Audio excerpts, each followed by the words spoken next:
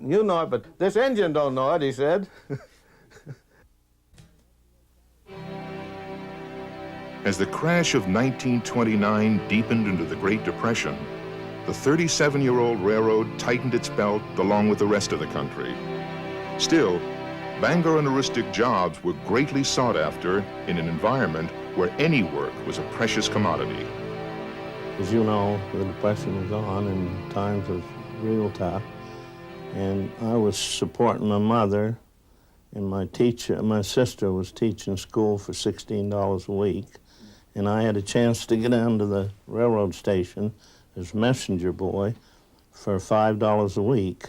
And the railroad allowed the messenger boy $2.50 a week to seal the cars and check the yard and deliver freight. And I had 3 coal stoves to look after, which took 13 hods of coal a day in the, real cold weather. But it was great to have a job and feel a little bit secure with a steady income. I said get up 35 and then 60 or 70 and then 75. You had to do a damn good day's work for the money they were paying, because that was good pay in them times, You just get up in the morning, you done what you had to, and that was it. As the bitter decade of the 1930s drew to a close, the certainty of war quickened our country's economic pulse. The Bangor and Aroostook was to play an important part in America's war effort, carrying food from Aroostook farms to the rest of the nation and war materials to be shipped from the railway's deep water port at Searsport. The railroad at that time, we were handling bombs, we were handling fuels into Presque Isle and some other air bases. We were handling troop trains. There was several things being shipped out of the port of Searsport. I guess the best experience we had was when we had the German prisoners of war. They had a camp at Holton, and there were about 90 men in that camp. And we used them to good extent in ballasting track, laying rails, putting in what few ties we had, surfacing, ditching, all of the manual labor that normally would be required. And I will say that there were Germans, they were young, blonde boys, just as healthy as they could be. You couldn't help but like them. They didn't cause us any trouble at all. Well, we used to have a trainload of logs come in every day, come down from St. Francis, and they come in on 84. And we'd have probably 12 or 15 cars for the Keegan Mill, and about the same amount for Canada. And the ones for Canada were loaded in low-side gondolas, and they were hardwood. And they were going to Montreal for the manufacture of the mosquito bombers, which were made completely of wood and were made in Montreal by the Canadians, which, as I understand, were very successful over in Europe. I started August 14th, 1945, the day before VJ Day. And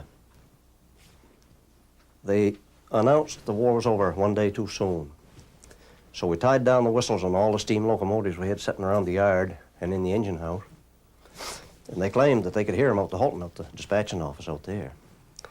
Well, and actually on the 15th was VJ Day, and we had to do it all over again.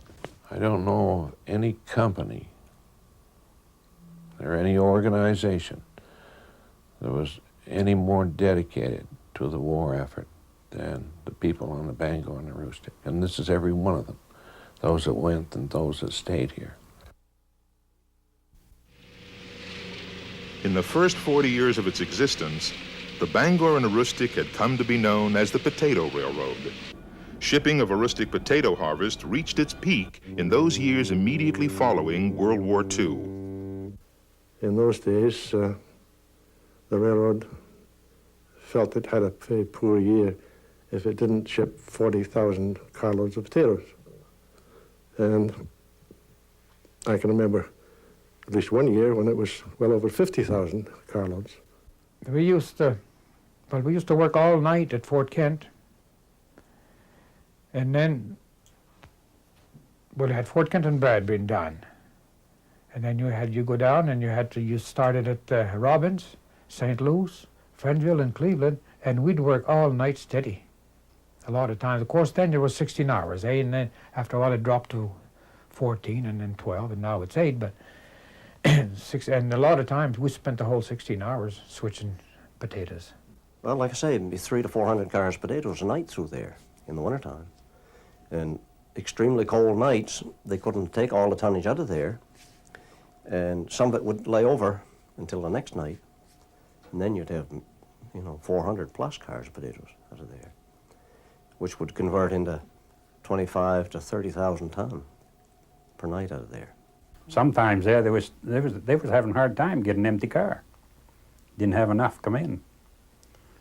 So they'd put them in wherever the feller, his orders were in ahead of anybody else. Well, he'd get a car, but he might have had 2, 3 cars on order. He'd only get one. We had the greatest bunch of potato shippers that was ever born. I think the Aroostook County people are a different group of people. They're just wonderful. Well, I can tell you what the highest month we had was in March, I think it's 1946. And in the month of March, we handled 10,000 cars into Oakfield out of Aroostook County alone, which is a lot of potatoes. In the beginning, moving potatoes in the bitter cold of Maine winter challenged the ingenuity of those early railroaders. Potatoes moved first in what came to be known as line boxcars. What this was a boxcar that they used to haul paper or pulpwood or whatever, and they lined it with sheathing paper and put hay on the floor and loaded it with potatoes back there. And in the middle of the car they had a stove, a wood stove. And they used to assign a man to 6 or 7 cars, and he rode with these cars to destination, kept the fire going. And they called them potato bugs. And of course, it was a dirty job. Wood fire and open up those cars with a